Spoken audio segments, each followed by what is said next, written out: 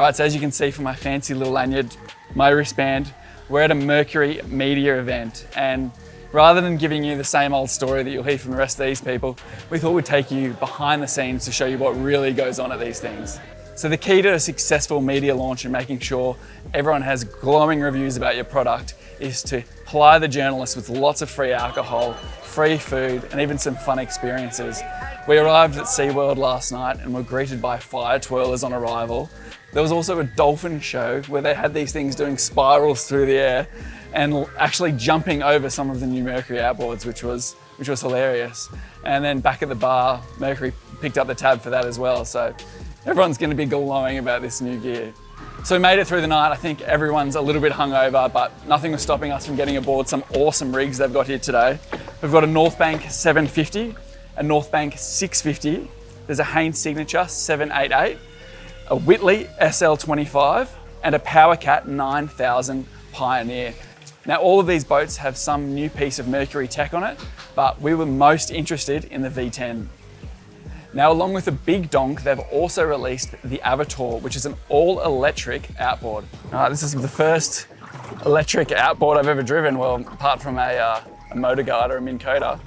It's actually pretty cool. It's super simple. It's kind of just like an iPhone fucking layout. We've got 56% battery left. That should be enough to get us from the Gold Coast to Sydney, with maybe 20 spare free batteries. Cool thing about these little outboards is this hatch here actually just opens up and you just pull the battery out. You don't have to actually plug anything, you just pull it out.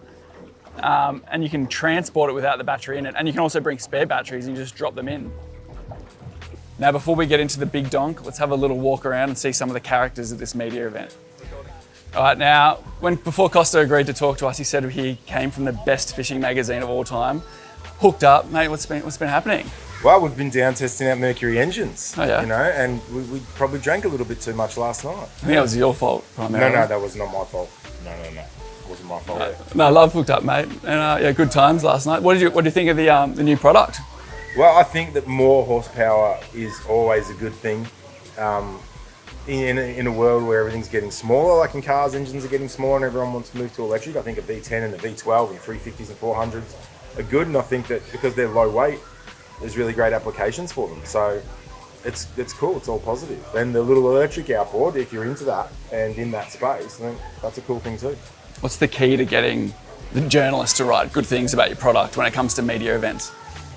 Well, dolphins certainly help, right? Dolphin shows the night before, free food, alcohol, just really buttering us up. Yeah. I'll say anything for $1 and a free beer. So, no, but I think that in all seriousness, I think when you put on a good event, it makes you want to write about it more. And when you get to go out and use the boats and stuff, and yeah.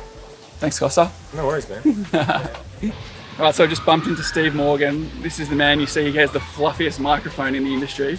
Steve, what are you doing? Where's the microphone? Oh, look, I'm not too lonely at the moment, so I'm staying at home. I've got the practical gear, but how good is it to play with all the toys? Like, you get first access to the toys of these things. What did you think of the new Mercuries? It's all about the quietness, isn't it? How smooth they are. And every boat builder that I've interviewed that's what they like, the torque and the smoothness. But to be honest, a lot of my readers love that thing, the Avator. They want to know about it. What does the 7.5 mean? How does it compare with petrol outboards? Are they dear? Are they going to blow up? And so to be able to get in one and drive it today and have access to the American guys that made it, well, we can now answer the questions. Give us a little scoop on the media events. You've probably been to more of these things than anyone.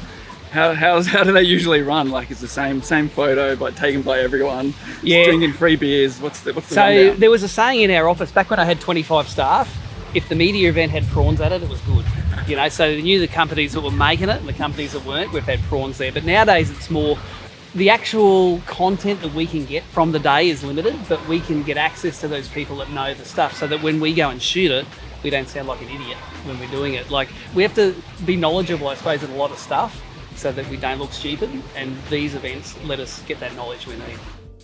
All right, so some serious stuff now. What do we think about these new outboards? Well, it's an all-new 5.7 litre naturally aspirated powerhead in 350 and 400 horsepower variants.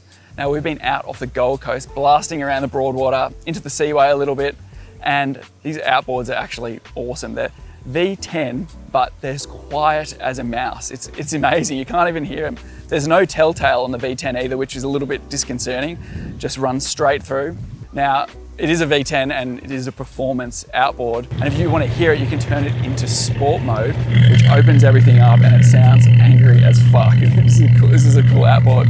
Another clever trick is the adaptive speed control. That actually maintains the engine RPM in any conditions, whether climbing large swells or at low speeds smoother.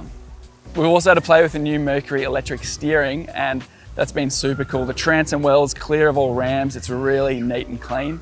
Apparently it's super easy to rig up for the dealers as well, so you're saving time. And the steering's really responsive and you actually set it to how you like it.